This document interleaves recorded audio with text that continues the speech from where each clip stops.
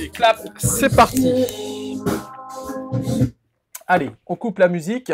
C'était Brigitte Prohibition. J'allais oublier ça. Salut à toi et bienvenue sur la chaîne Autrement, une petite vidéo indoor car on est en plein mois de janvier. Alors comme le dit l'adage, mois de janvier laisse la terre se reposer. La terre oui, mais pas le jardinier. On va voir que le mois de janvier, c'est tout sauf un mois glandé. Donc il sera largement temps au mois de janvier de passer à l'action et de préparer la saison à venir. Qu'est-ce qu'on peut voir? Qu'est-ce que l'on peut faire au mois de janvier? C'est ce que l'on va voir tout de suite. C'est parti!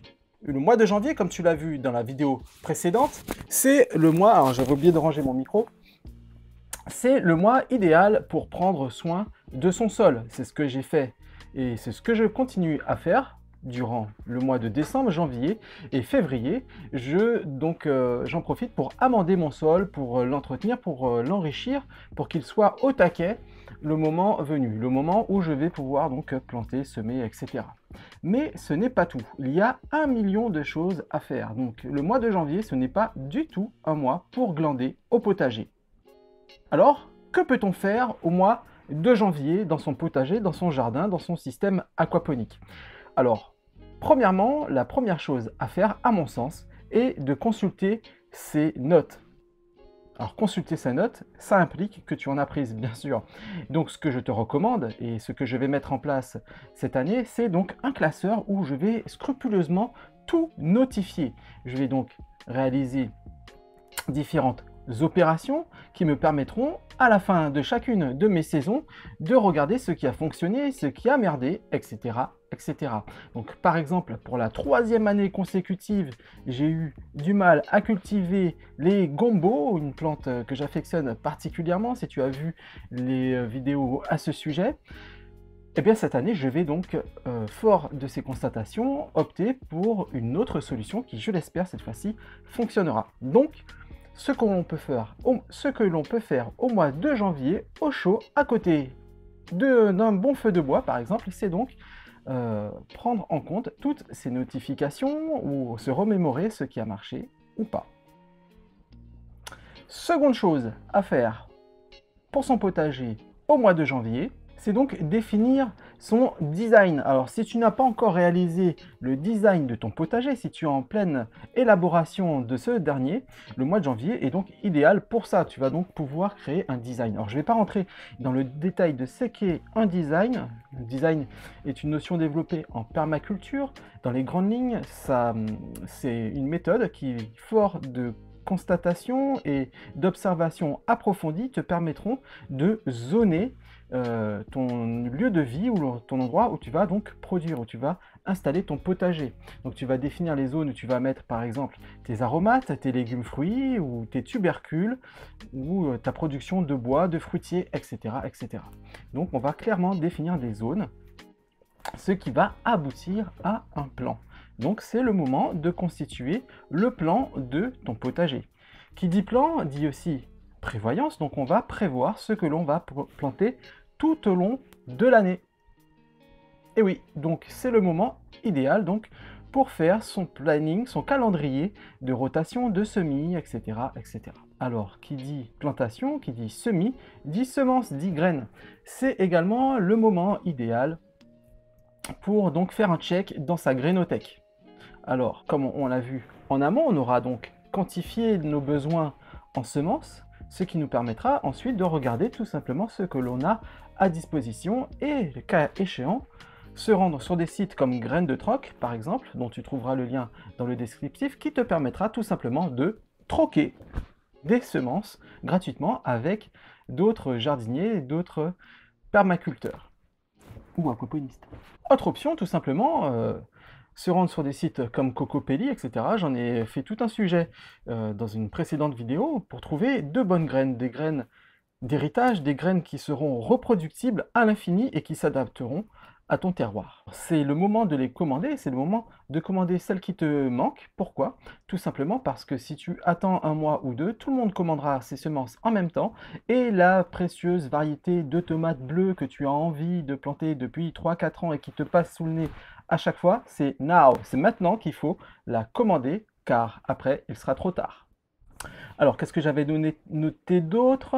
Nous avons vu qu'il fallait donc faire un bilan et anticiper, prévoir donc un classeur pour tout noter. Si ce n'est pas le cas, ça sera un petit exercice à réaliser au chaud à la maison.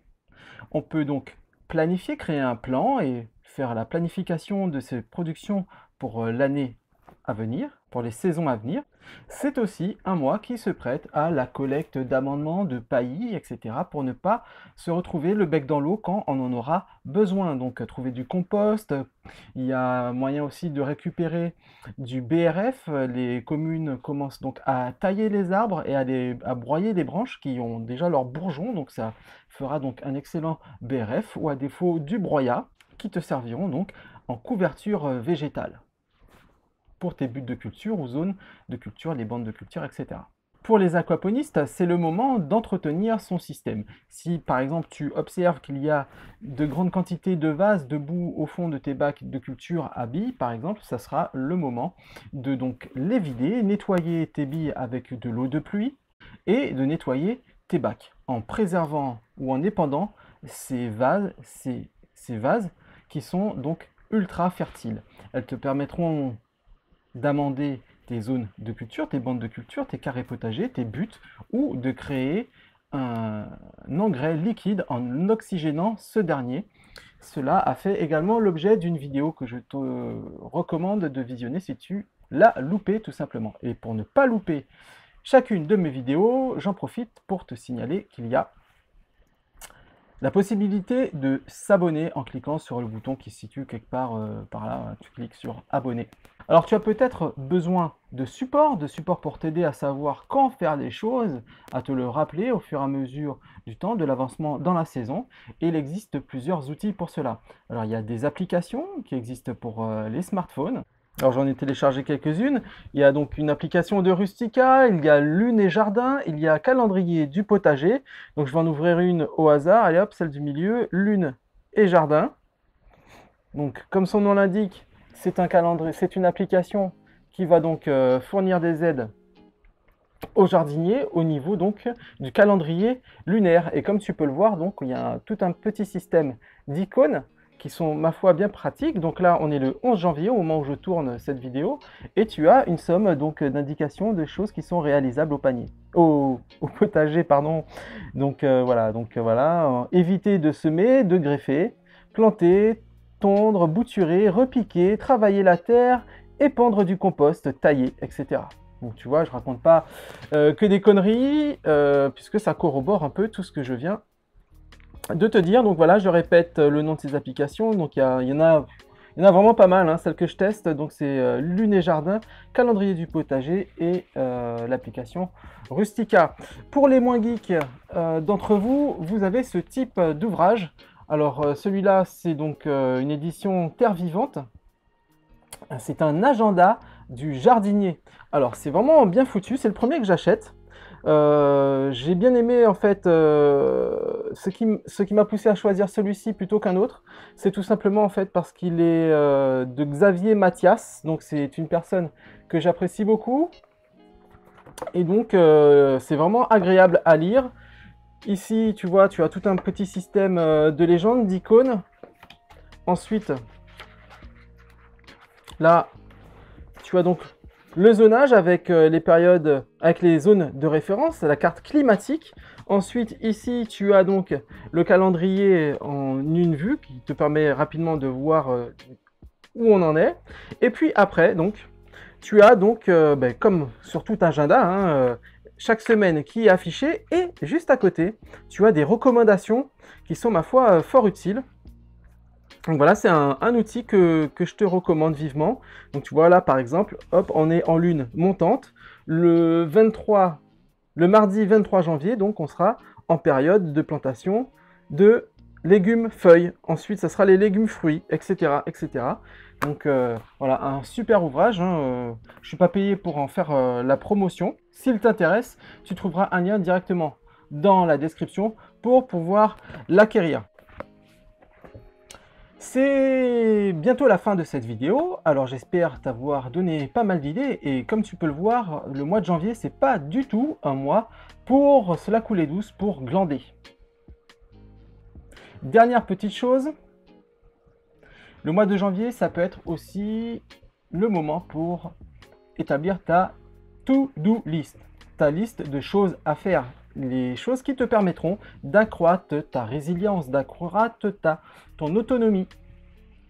Donc voilà, une simple liste que tu gardes affichée quelque part dans ton bureau, sur un miroir, etc.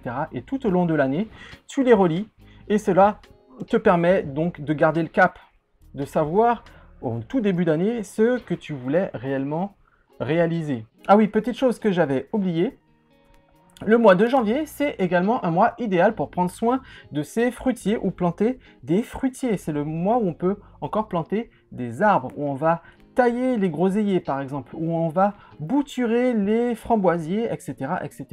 Surtout si tu as un système aquaponique, ne pas hésiter à s'en servir pour le transformer en une véritable machine à bouturer. De cette façon, quand le mois de la transplantation sera arrivé, tu auras optimisé l'utilisation de ton système aquaponique qui est plus ou moins en veille en ce mois de janvier, même si tu as une serre. Donc, remplis tes bacs de culture de bouture. Fais au mieux pour maintenir le système hors du gel avec le plus de chaleur possible. Et dès que les beaux jours seront revenus, tu auras de cette façon énormément de boutures à mettre en terre. Donc voilà, j'espère que cette petite vidéo t'aura motivé à agir, à passer à l'action en ce mois de janvier. Je vous dis à tous à très bientôt et n'oublie pas, la résilience est la clé vers la liberté. Ciao!